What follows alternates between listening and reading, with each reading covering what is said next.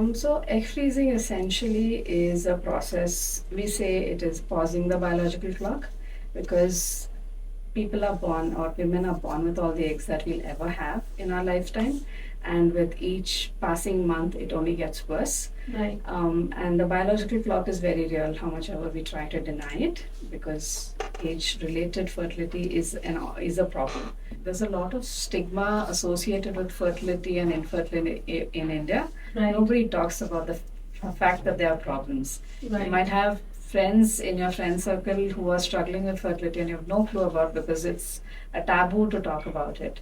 Right. So people with that much influence coming up and saying we did this and it helped us to build a family at the time we were ready for it. Right. It helps build awareness.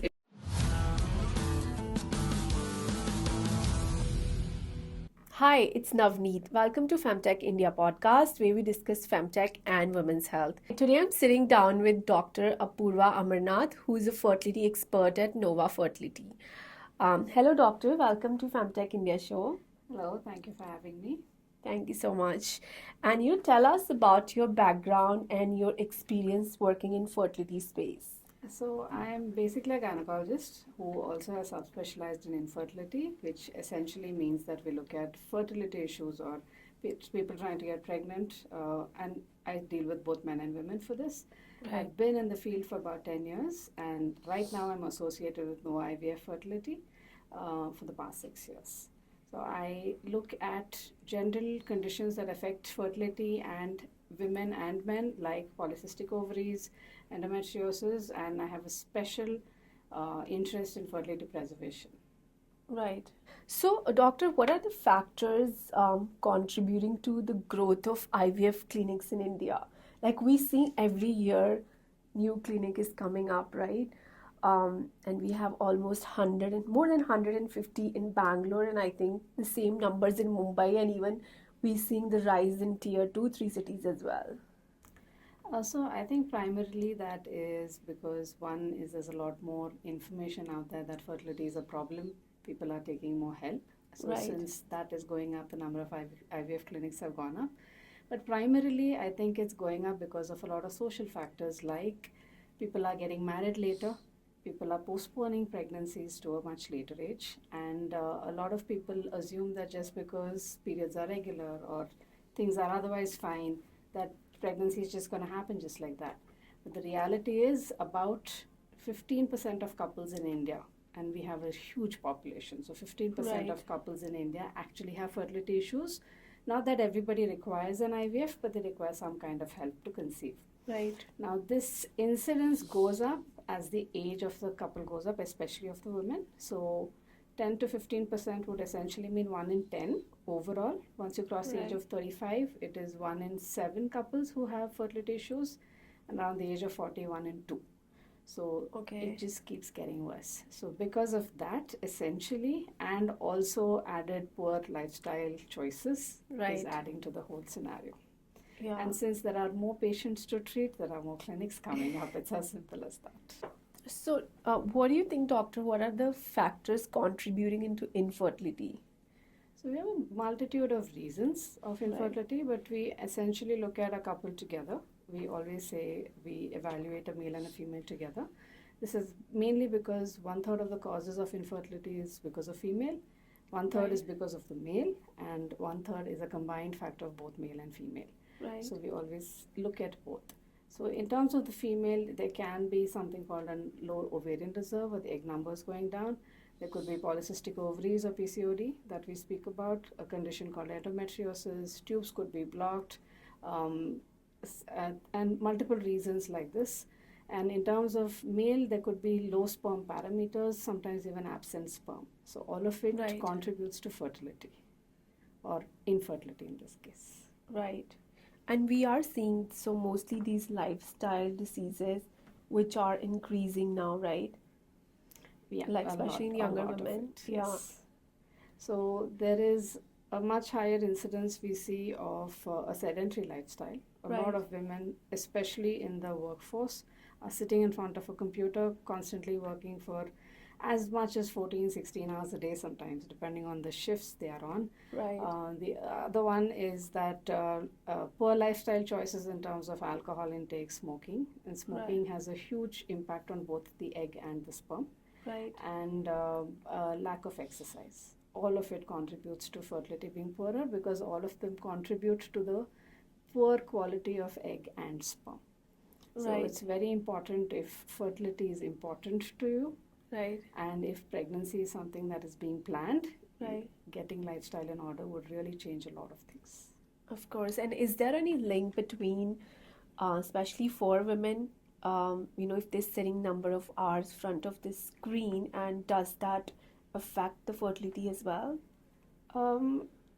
There's no direct impact of the screen as such. It is mainly because there is a lot of time spent sitting in one place and not being active. Right. There is reduced exercise because of that. That is a primary contributor.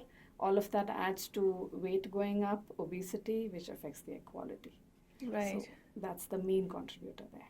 Can you also give us like an overview of fertility and infertility procedures? What do you offer at Nova? So fertility is there are a multitude of options depending Right. on what a couple requires. We start right at, of course, we first investigate, identify where the problem is. So the most basic of treatment is what we call ovulation induction, Right. which is seen in women who are not ovulating regularly. So people have irregular cycles, periods are not happening on time, also Right. means that they're usually not growing an egg every month, so we do an ovulation induction in them. Right. The second option would be what we call an IUI, where there could be mild male factor, that is motility might be affected, so we inject the sperm directly into the uterus at the time of ovulation. The third option is an IVF, where we take the egg outside, join it with the sperm, create an embryo and put it back into the uterus. So this is generally done if both tubes are blocked or if the sperm parameters are very poor or the egg reserve is low. The other option is what we call third-party reproduction, Right. which is egg donation, sperm donation, surrogacy. So egg donation and sperm donation are generally done when egg numbers are 0 or sperm numbers are 0. Surrogacy done when the uterus is non-functional or not there at all. And the last one that we offer is fertility preservation, where we do an egg freezing or a sperm freezing so that people can freeze their fertility in time to use at a later date. So I'm personally interested to know that, what is the process of egg freezing? Like, there are a lot of debates about this topic, and if you can explain our listeners, step by step. So egg freezing essentially is a process, we say it is pausing the biological clock, because people are born or women are born with all the eggs that we'll ever have in our lifetime, and with each passing month it only gets worse. Right. And the biological clock is very real, how much ever we try to deny it, because age-related fertility is a problem. So egg freezing is basically a process where we freeze the eggs at the age you are at, and we utilize it at a later date. It can be 5 years down the line, 10 years down the line, whenever you are ready to have a baby, or you have a partner to have a baby with at that point in time. So what is the age for egg freezing? We always say sooner the better. Statistically speaking, less than the age of 35, Okay. We can get away with 10 to 15 eggs, and you still have a 70% chance of a live birth with 10 to 15 eggs. At the age of around 37, 38, to have the same 70% chance, you need 20 to 25 eggs. At Right. the age of 40, to have a chance of 70%, we need 30 plus eggs. And as we just spoke, as age goes up, egg numbers come down. So the probability of getting eggs as you get older reduces, and you Right. need more eggs to have a good chance of pregnancy. So the ideal age would be in the 20s or maybe even the early 30s. Right. It still can be done beyond that, but we need more eggs to get to a point where we have a similar pregnancy rate to somebody in their 20s. So since we spoke about the numbers that we need, now Right. I'll basically talk about what exactly an egg freezing process will entail. The first thing is you come in for a consultation we look at what the egg reserves are like, which essentially means how many eggs are available in your ovary at a particular point in time. Right. So that is done by two methods. One is an ultrasound, where we do a count of the total number of follicles or the eggs that are there in the ovary. It's called an AFC count. Another would be through a blood test called an AMH test. Both of us give us a overall value of how many probable egg numbers that you have. Right. And in that particular consultation, the process would be explained to you so that you're prepared for what is to come. Essentially, in terms of the process, it's basically a process where we give you injections starting from the second or third day of the period to grow all the eggs that you have. So normally only one egg grows per cycle, and here if you have 10 to 15 eggs, we try to grow all 10 to 15 So you actually have to take injections. every day for 10 to 12 days. Okay. The AFC is an ultrasound test. Yeah. Basically, you just do it as a scan Whenever whenever you come in. Yes. Okay.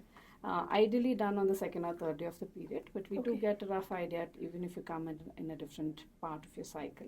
Got And it. AMH is also specific in terms of a blood test. So it's an ultrasound and a blood test on the first visit to give you an idea of what to expect. Right. In terms of the process itself, starting on the second or third day of the period, we begin with injections that needs to be taken for around 10 to 12 days to grow all the follicles to a size of around 18 millimeters, 17 to 18 millimeters. Right. At that point, we do something called a trigger to allow the maturation of the egg to happen inside, Okay. and then we remove the eggs out.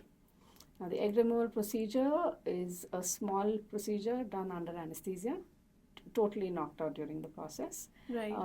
We'll take it out with an ultrasound guided needle procedure. So we put in a vaginal probe, we put in a needle along with that and take it out. Does that hurt?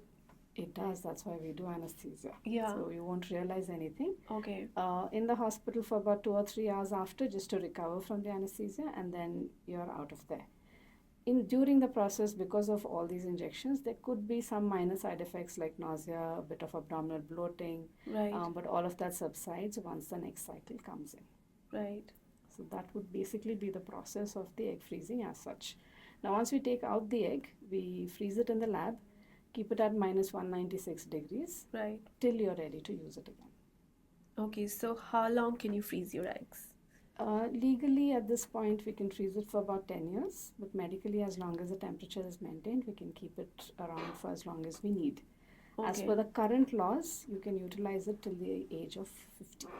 Oh, so I didn't know about the legal part. So every country has a different legal procedure? Yes. For India, it's 10 years. In India is 10 years. The current legal aspect is that you can freeze it for 10 years, but they do have a caveat that things can be extended with appropriate permissions. Okay.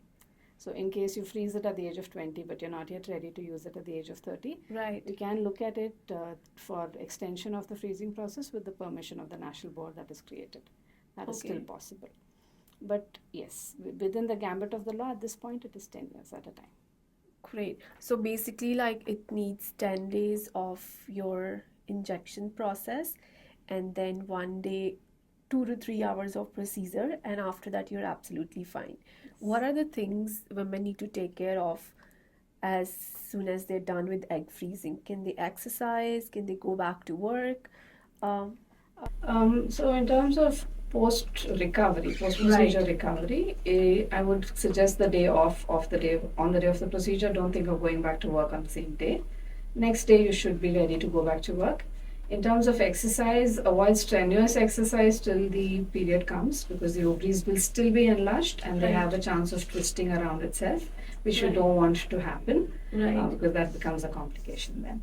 And also to avoid intercourse during that time period. So once the cycle comes back, you get back to your normal activity. Light exercise, walking, those kind of things are allowed 2 or 3 days post-procedure, but anything more strenuous, maybe a week later. So, in the duration of when you're getting injections, you can have your regular life, like workouts and everything, right? Workouts also nothing that's too strenuous in terms of increasing abdominal pressure, but everything else is still allowed. Basically, don't start anything new, but you can continue most of what you're already doing. Right. So, approximate 10 days of injections, 2-3 hours of procedure, and then probably so basically 20 to 25 days of overall, right? About a month. Yeah. Now, the number of eggs that you require will determine how many cycles you need. One. Second, it would depend on the family size that you're planning. So the numbers I gave you was for one child. If you want 2 children, 3 children, we require more eggs to be frozen. The older you are, the more eggs we need. So there is a Right. possibility we need to do this whole thing again if we need more eggs and we don't get the required number in one cycle. Okay. So it depends on number of children you want. So for one child, it's one process. So for one child, we need numbers. So at the below the age of 35, we need about 15 eggs. Right. Between 35 to 40, we need about 25 eggs for one child. About the age of 40, I need about 30 plus eggs. If you need 2 children, we double the number. Got it. So So in a cycle, Yeah. if we get 15 eggs and you want only one, we close it at that. Right. But in case your egg numbers are low, Right. we get only 5 or 6. But Right. you are below the age of 35, we may have to do another cycle or two just to get to that number. Oh, got Which it. is I not didn't to know that. say that I cannot freeze only 5, Right. but to up your odds, the more we have, the better. Got it. So ideally, that if you want 15 numbers, that some women might have to go for multiple cycles, right? Yes. So that would be discussed by the doctor, by your Right. doctor. Realistically, what exactly is your picture? Because everything that we're speaking at this point is a general picture, but each Right. person is different. Different, yes. You may be young with low eggs, you may be older with more eggs. So Right. how many cycles you need, how many eggs you need, what is your probability will be individually discussed, and it should be individually course. discussed before even stepping into the process. Yeah, of course, one size doesn't fit all, right? Yes. So, how do you utilize the frozen eggs later on? So once we freeze the eggs, it is kept with us till as long as you need. So Right. we will need to use the eggs through a process of IVF or ICSI or ICSI. So whenever you decide to have a child, that Right. time with your partner, or sometimes people don't want to wait for a partner and use donor sperm. Either Right. which way, we use them to create embryos, and then the embryos, once they're ready, we prepare the uterus and then do a transfer. Right. So this is how basically utilization will be done. There's also a possibility that you conceive naturally at whichever point that you're planning pregnancy. If Right. that is the case, these will still be frozen for further use in case you're planning child number 2, child number 3. That also happens. Okay, great. And what happened if your frozen eggs don't survive? So the reality of the matter is, freezing of eggs. Eggs are a delicate structure, Right. and depending on the lab that you get frozen with, there is a survival rate between 70 to 90%, which Okay. essentially means out of every 10 eggs that are frozen, 7 to 9 will survive the process. And there is a drop off of eggs and embryos that happens. So out of how many eggs are frozen, about 70 to 90% are surviving. Right. Out of which around 80% fertilize, out of which around 30 to 40% form embryos. Right. So on an average, out of 10 eggs, you might get 3 to 4 embryos. Right? Okay. So if all of them don't survive, it essentially means that there is no probability of using those eggs that have been frozen. And you'll have to look at another procedure. But the freezing process itself does have a survival rate where you will lose a few eggs, which is expected, which is why we account for it when we look at the numbers that are required to get to a pregnancy. Right. So, you basically put those eggs in the tubes, right? And eggs, are they small? No, they're called test tube baby, but they're not actually in a test tube. So they're in a petri dish. Okay. We put the egg in. If you're doing the process of IVF along with the egg, we kind of incubate it with the sperm, Right. a couple of million sperm. If you're doing a process of ICSI or an ICSI, we're injecting a sperm directly into the egg after the eggs are warmed and brought back to 37 degrees. Right. So this happens in a petri dish, and then they are grown in the incubator. It doesn't physically happen in a test tube. So it's like a round disc dish. Okay. So once these embryos are created, so we grow them for 3 to 5 days. Right. After the injection of the sperm into the egg, we grow them for 3 to 5 days. They are called embryos at that stage. Right. At that stage, we look at doing an embryo transfer. Got it. And do you freeze? What temperature do you freeze the eggs? Minus 196. Okay. So it's frozen in liquid nitrogen at minus 196. That's the temperature required for maintaining their integrity essentially. Right. So for each individual, it's kept separately, or like how do you track that if eggs get So mixed? they're labeled. We Right. have something called a cryotop. Basically, it's like a long straw Okay. within which there are eggs frozen. Each of them is labeled with your name and your identification number. Right. And each patient, and this happens in every hospital, you go in, you get a number that is specific to you because names, people get same Exactly. name can be multiple. So they are frozen with the identification number. It's always double witness to make sure two people are confirming that it is yours for Right. sure. And then, of course, they're frozen separately within the tank. So there's no question of your egg and your egg frozen at the same place together. They will be frozen separately or Right. kept separately essentially. So, I mean, would you recommend women, young women actually, and even working women, to go through egg freezing process? Like, you being in the space, and what's your take on that? So then let's just go back to basics for this. Right. Why egg freezing is essentially because women are born with all the eggs that we'll ever have. Right. And the actual egg production happens when we have fetuses of 5 months old, which means we're not even born yet. So that's the highest number of eggs that you'll ever have. Right. And it only declines from there. So by the time birth happens, there's about 1 to 5 million eggs, which is around 10 to 50 lakh eggs available. By the time you hit puberty, it drops down to 3 to 5 lakhs. So Right. you've lost almost 90% of your eggs at that point. And the decline is continuous up to, at the age of 32, it is more, the steep is faster, and 37 it really drops down faster. Okay. And with treatment, a lot of people assume, especially in India, we're quite a populous country, you think pregnancy is just going to happen just like that. Right. But the reality is, as age goes up, pregnancy becomes more difficult. It's not impossible, Right. but it becomes more difficult. Somebody below the age of 30, about 80% of couples conceive in about a year of trying. Right. But the same thing at the age of 40, hardly 50% of couples at the age of 40 are able to conceive naturally. Right. Now, there's a misconception that at any age we'll just do an IVF, everything will be fine. And that's not true, Right. because I cannot negate the effect of age. Right. The older you are when you attempt a pregnancy, the harder it is for us to get that pregnancy to happen, because we cannot change the egg quality. Right. And since eggs are produced once in a lifetime, as age goes up, the quality does decline. It's a combination of normal biological processes and lifestyle factors and environmental factors, which we cannot really change as such. Right. So what egg freezing does is it gives you the chance to have a pregnancy at a later date with the probability of pregnancy of somebody of a younger age. Right. So if, consider as an example, you're planning pregnancy at the age of 37. Your egg reserve is low. Your probability of pregnancy per month at that age is less than 5%. Right. Versus you utilize the eggs you're frozen at the age of 27 to have a pregnancy. A person at 27 has a natural pregnancy probability of 25% with an IVF pregnancy chance above 75%. So instead of having an IVF pregnancy chance of maybe 40% at the age of 37, you'll end up having a 75% chance, which is almost a double jump.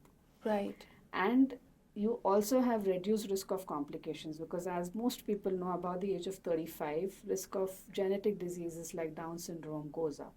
So Right. when your eggs are younger, the complications with the child also reduces.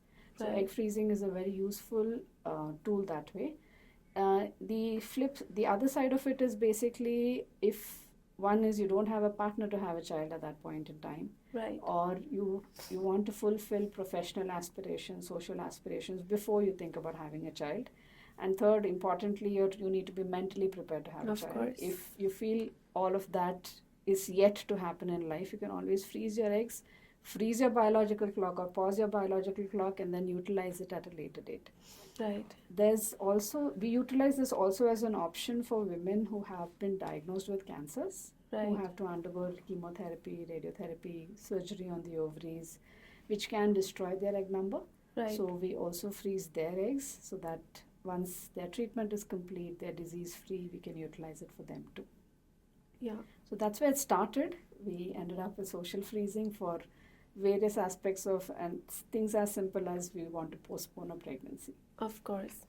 And like we see number of women are actually delaying marriages now, right? That's also another. So you would say to preserve your fertility, egg freezing is one of the best options available, right? Yes. This gives you an option of having a child, your own genetic child, at a later Right. age, which sometimes is not a probability because once the eggs are depleted, there's not much I can do other than look at donor gametes. So Right. instead of looking at that as an option, if you have your eggs frozen, it Right. works essentially like an insurance policy that if things Yeah. don't happen or something goes wrong at the time that you're actually planning for a pregnancy, this is still available for you to utilize. Right. But we've seen that India has like the highest success rate for IVF, right? And is egg freezing different than IVF? Like, how would you differentiate these two things? So the initial process is similar. So Right. what we do in an IVF or an egg freezing, the initial process is we're getting multiple eggs to grow. So Right. the initial 2 weeks is essentially the woman taking the injection to grow all the follicles. Right. Now the difference happens once we take the egg out. In a Right. patient for egg freezing, we only freeze the eggs as soon as we take it out. Right. In somebody we are doing an IVF, we use the sperm of the partner Right.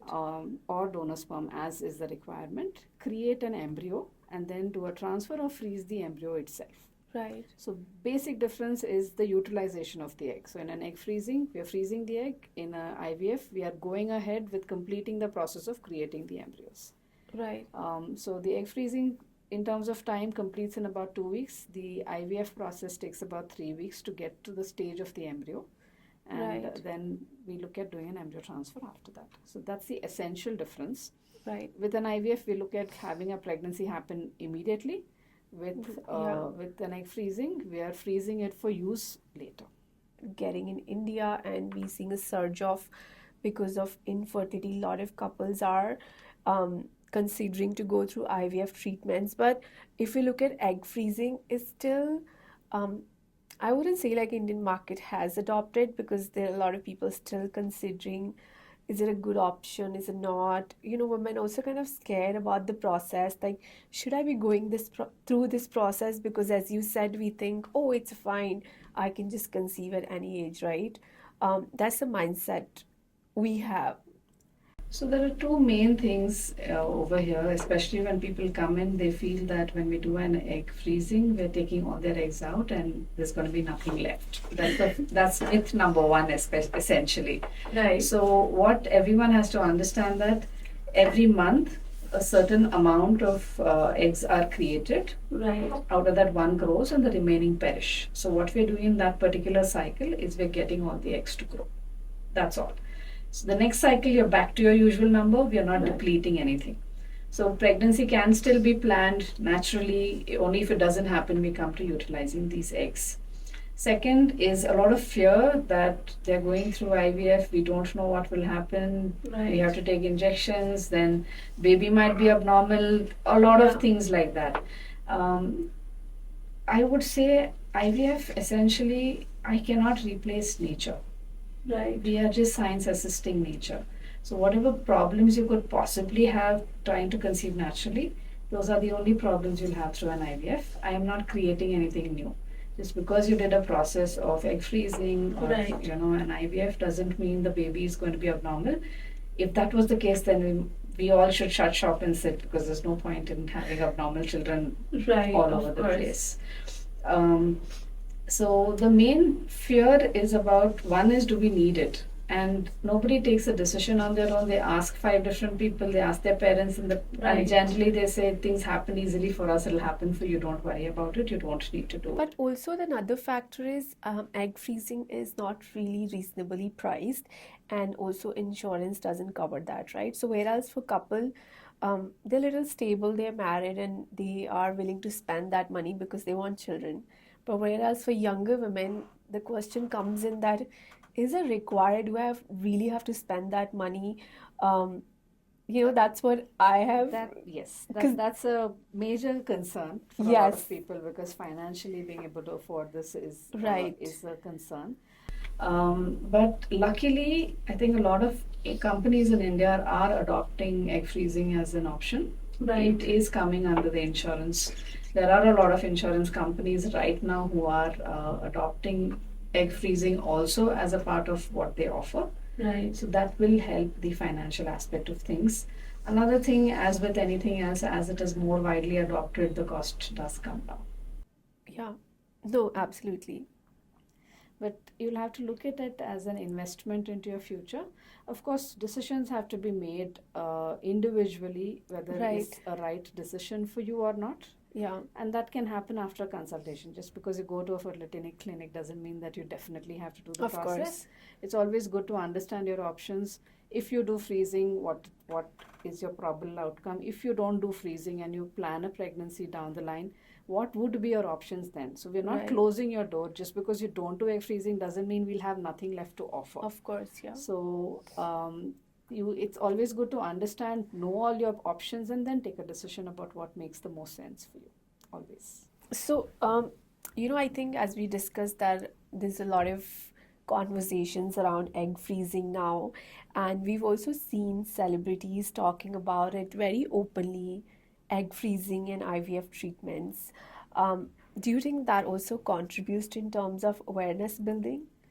I think that's a huge part in awareness building. There's a lot of stigma associated with fertility and infertility in India. Right. Nobody talks about the fact that there are problems. Right. You might have friends in your friend circle who are struggling with fertility and you have no clue about, because it's a taboo to talk about it. Right. So people with that much influence coming up and saying we did this and it helped us to build a family at the time we were ready for it. Right. It helps build awareness. It helps at least bring in patients to a point where they can discuss with the doctor, saying that I heard about this. Right. Tell me what it is about. Yeah. Whether it's right for me. Should I do it? Shouldn't I do it? And if I do it or I don't do it, what will happen? Both ways. So it's very important that there is information out there, because otherwise people will not know this option exists. Right. And without that, then nobody's going to opt for it. And it's always better to know rather than not know. Because at one point in time, and like I spoke a little earlier, we started off egg freezing for cancers. Right. So I used to have patients after diagnosis taken treatment, and because chemotherapy, radiotherapy essentially depletes your egg reserve quite a bit, Right. they come saying that I wish we knew about it before, Yeah. so that we could have done it. So it's always good to have information, and then you take a decision based on what feels right. Right. So it's actually best to consult a fertility expert. The first step is always go and visit a doctor and, find all your answers and then decide, right? Yeah. Yeah, I think we discussed pretty much covered everything about egg freezing, and you did mention about embryo as well. So there's another thing called embryo freezing. So can you walk us through So- that? Embryo freezing is an option we offer to couples looking at fertility preservation. So Okay. see, there's scenarios where you're married, but you're not ready to have a child, either because of your professional commitments or financially you're not ready, mentally you're not ready. You still need some time to think about having a pregnancy. That age is going up. The biological clock, like I said, doesn't really stop for anybody. So if you already have a partner, you know that you're sure you want to have children with at some point in time, we can freeze the embryo. So where we do the egg removal, create the embryos and freeze the embryos, and then use them for embryo transfer down the line whenever you're ready to have a child. So Okay. that is kind of an offshoot of egg freezing. Before, when you're single, you don't have a partner, we do an egg freezing. If you have a partner, we do an embryo freezing. Embryo freezing actually has a better success rate. So it is a very viable option for couples who are looking to postpone pregnancy for a multitude of reasons. Right from, I recently had a patient who had a cancer diagnosis. Right. So they wanted to freeze their embryos once all the treatment is done, look at having a baby. Right. And also I had a couple who right now are probably in their early 30s and they're not looking for children for another 5 to 7 years, Right. but they don't want fertility to be affected. when they do plan for children. So they're looking at freezing their embryos and then utilizing it whenever they're ready to do it. So it is a type of fertility preservation, but Right. offered to couples. So if you have a partner, if you're married, then you would say embryo freezing is better option than egg freezing, right? Yes. Great. And what is the process for that? Is that similar to egg freezing? It is similar. So again, you have a consultation. We look at the follicles. We look at the overall number. We do an AMH test. We also do a sperm test here to see how the sperm quality The numbers partner, are. The partner. Got it. And then again, we give 10 to 12 days of injection to grow the egg, take the egg out. Here we combine it with the sperm at that stage, grow it for 5 days, 3 to 5 days to create an embryo. And then once the embryo is ready, we grade it in terms of what the quality looks like and then do a freezing. Got it. Process is similar. The freezing process is similar. It's just what is frozen is different. So in an egg Right. freezing, we freeze an egg. In an embryo freezing, we freeze an embryo. That's the only difference. Right, but that also you have to evaluate the partner fertility as well, right? Yes. Yeah. So we also look at, along with embryo freezing, we do have the option of something called sperm freezing. This is done for the male partner. Right. Generally, this is done. Men generally have the ability to get away without doing sperm freezing because sperm is constantly produced through life. Right. It is affected by age to an extent, but not as much as women. Right. So we generally do sperm freezing in people who have some kind of diagnosis like cancer or any surgery they're undergoing on the testicles where sperm will be affected. So we freeze the sperm and keep so that we can utilize it for the female partner whenever they are ready to have a pregnancy. Right. We also do it for people who have reducing sperm counts. Right. Because we don't know if by the time they're ready for pregnancy or have a partner, whether sperm will still be there. So in that case, we freeze it and keep so that we can utilize it at a later date. Right. So tell me more about sperm freezing. What's that? And who should be doing it? At what age? So there's no age specifically for sperm freezing like there is for women. Because like I Right. said, men constantly produce sperm, unlike women who are born with all the eggs that they ever have. So there is a constant production happening. So there's no age limit, but the medical indications for doing sperm freezing is essentially you've been diagnosed with cancer and any kind of cancer which you have to undergo chemotherapy or radiotherapy, and these are medications which affect the rapidly growing cells. Right. And these cell and sperm is a rapidly growing cell, so it can deplete it for good. So if it becomes zero again, there's no treatment options left. So we freeze sperm in that case. Most of the time it's a masturbation sample that is collected and we Right. freeze it. We would prefer a couple of samples to be frozen, 3 or 4 or 5. More the better, so that we have more options to treat the female partner when they're ready.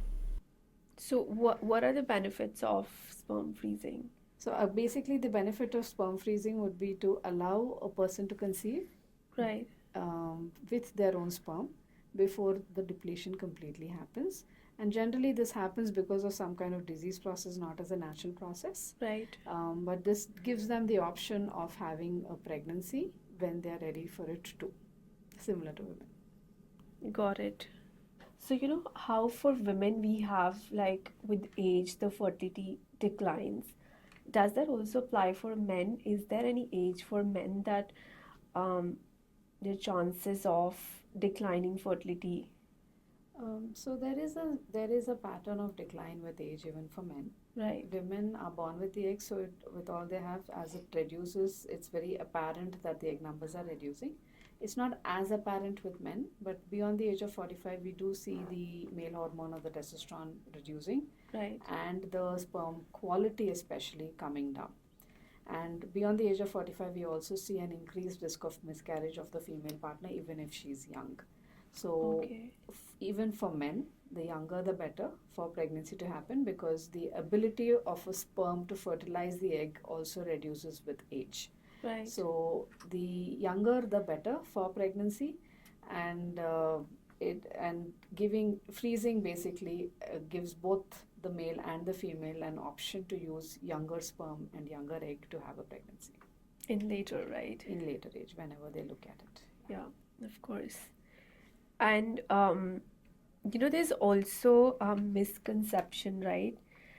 When it comes to fertility issues, and it's more often that women has a problem rather than a man. Like It happens a lot.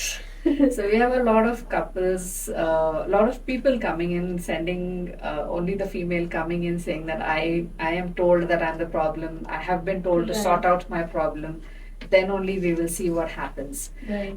This especially happens with women with polycystic ovaries and irregular cycles. So they say you have irregular cycles, that's why pregnancy is not happening. Right. But the reality is, if you look at the gamut of patients that we treat, it is a 50-50 distribution of problem between the male and the female. Okay. Which is also one of the reasons I always say the couple needs to come down for test. I cannot test only one person. We cannot treat only one person and then 5 years down the line identify that it was the male partner who had a problem. Right. So statistically speaking, 30% is solely female in terms of fertility causes. Right. 30% is solely male. Right. And 30% is a combined factor, both male and female. So if you distribute that whole thing between the two of them, it's 50% contribution of the female and 50% contribution of the male. So there's an equal contribution of good and bad between a couple for a pregnancy to happen. Right. And there needs to be an equal contribution of coming for testing. The reality is there's more testing for women because they are trying to go blood tests, they have to go ultrasound. Right. There's a lot of things that we do. For male testing, we just have to do a semen test or a semen analysis to check how the sperm is. Right. So when we have a complete information, so as to where exactly the problem lies, is it the ovary, is it the uterus, is it the sperm, then we can also look at a holistic treatment which gives pregnancy sooner rather than later. Right. It's a team play, so both have to be treated or diagnosed. It's very important not to point fingers at each other saying that you are the problem, I am the problem. You look at it as a problem that needs to be sorted out. Like anything else with a marriage where you need to be a unit to take something head on, fertility is exactly the same. When you start pointing fingers, the stress goes up. When the stress goes up, getting pregnant gets more difficult. It's very important to be each other's support and then only plan pregnancy and treatment. So I think, doctor, I have like one personal question that once one frees their egg, like for example I freeze my eggs and I plan to have kids in next 4-5 years, can I conceive naturally or I have to go through IVF only?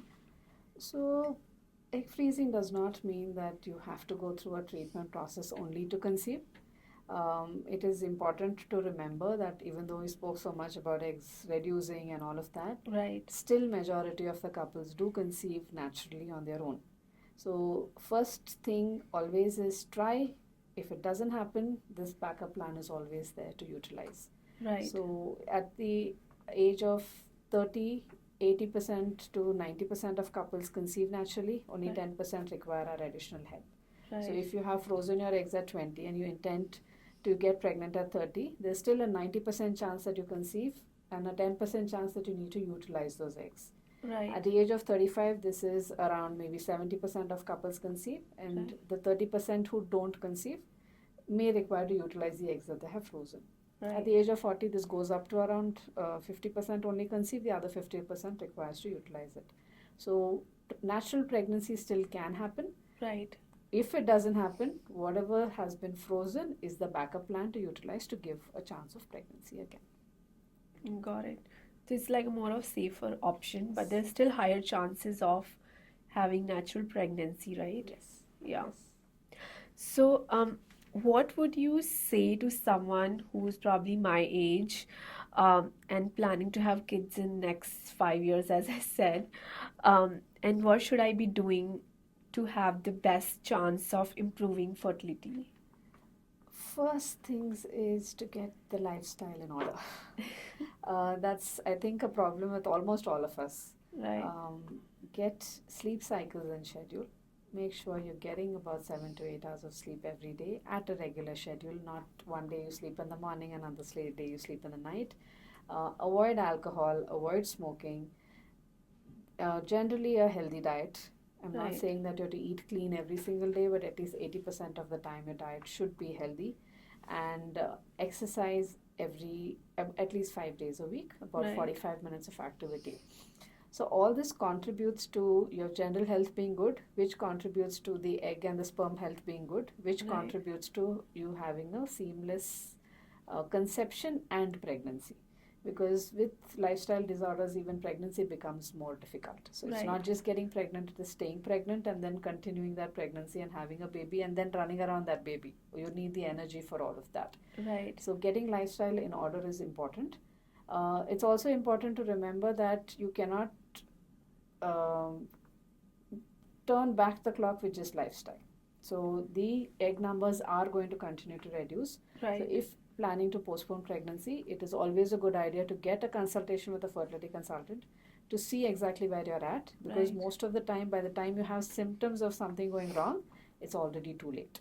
So when Right. everything is fine, get a consult. If everything is fine, then you are also mentally peaceful that everything's okay. Right. If we look like there is an issue, we can look at options of what we can do to preserve your fertility as much as possible.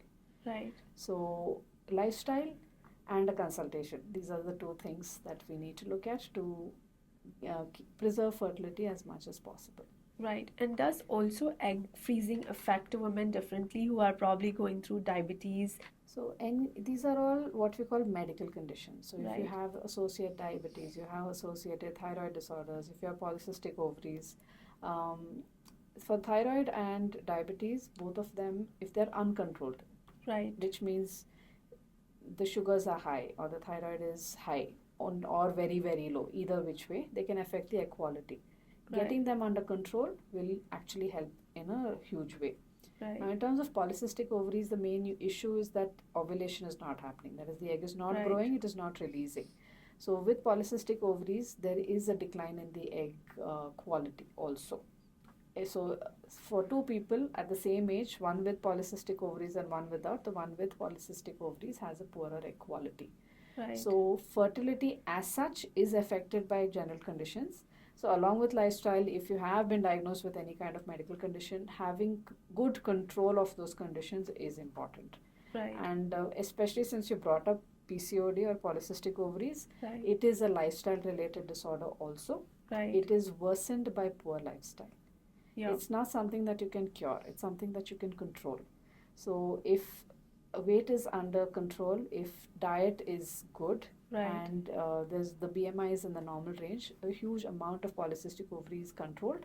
So the complications that is associated with it reduces. Right. So for someone who has PCOS, so they probably need to get their lifestyle back on track first and then should consider freezing eggs, right? Or So those are multiple factors. Now, Right. if you're already 35 at the time you're considering freezing your eggs, Right. waiting for control is only going to worsen the age-related factor.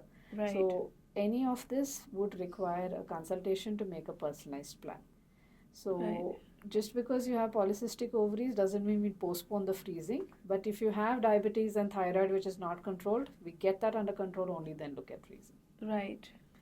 So medical conditions like diabetes, hypertension, thyroid disorders, asthma, anything that you have which Right. can affect the process, because see, this is also a process you're going to undergo under anesthesia. Right. So anything that affects that also we'll first control, only then look at treatment. Polycystic ovaries is a condition that you'll have throughout your life, so we cannot really do anything about it. We just get everything else associated with it under control and then plan a treatment. Right. So I think my last thing would be, do you have any tips for our listeners? Like women who are probably listening to this, and any I messages you think have the for them? take-home message is, one is try leading as stress-free a life as possible.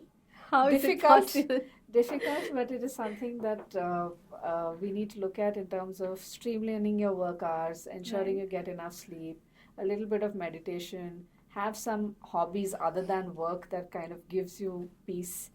And of course, diet, exercise, lifestyle has to be under control. Right. No alcohol, no smoking. And I think this is not just for fertility, it's for general health.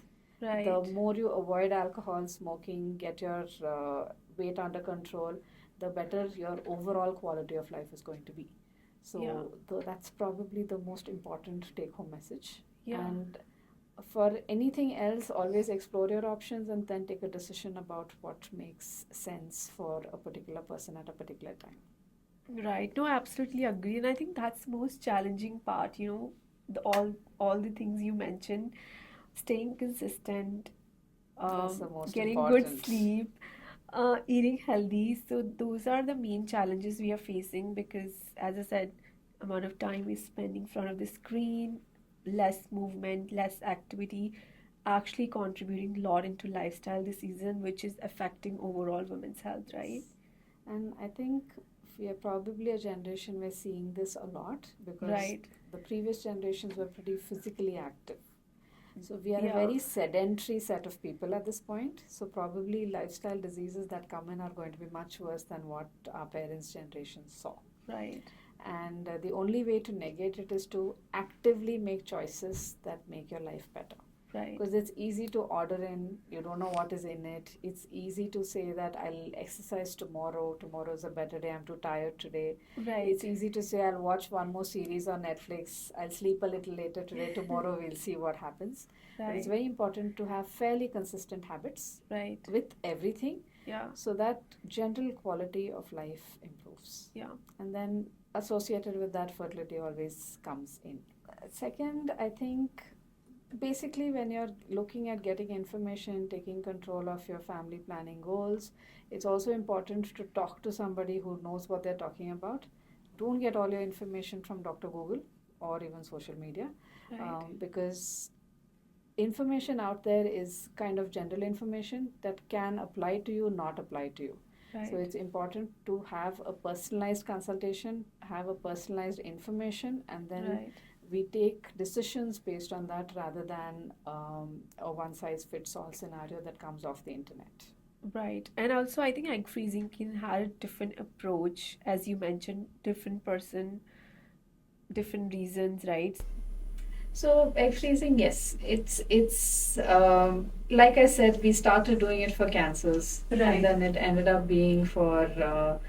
Then it came into for people who are having lower egg numbers, where we know that it's going to decline, and then now we have ended up calling it social egg freezing, where people who are actively looking at postponing pregnancy, we are using Right. it for.